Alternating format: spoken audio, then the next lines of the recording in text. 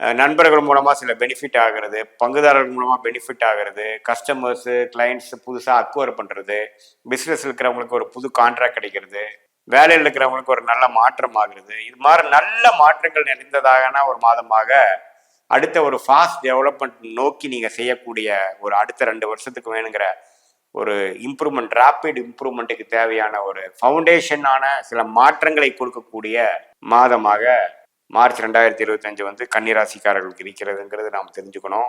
பெண்ணாக இருந்தா கணவர், ஆணா இருந்தா மனைவி, அது மாதிரி விஷயத்துலையும் இதுவரை இருந்து வந்த விஷயத்துல இன்னும் கொஞ்சம் பெனிஃபிட்டாகவும் இன்னும் கொஞ்சம் கருத்து வேறுபாடுகள் குறைஞ்சு 2 பேரும் சேர்ந்து ஏதோ சில முடிவுகள் எடுக்கிற மாதிரி விஷயங்கள் அதெல்லாம் நடக்கக்கூடிய அமைப்புகள் இருக்கு. நட்பா பழகிறவங்களே காதலா மாறக்கூடிய அமைப்பு, காதல் கை கூடுற நேரமாகவும் சில பேர்த்துக்கு வயசு இளம் வயதினருக்கு வந்து வரக்கூடிய அமைப்புகள் கண்டிப்பாக இருக்கு. ஒரு இன்டர் கேஸ்ட் மேரேஜ், வேற ஒரு அந்நியரோட பழக்கமாகி அதில் வந்து ஒரு நல்ல சுப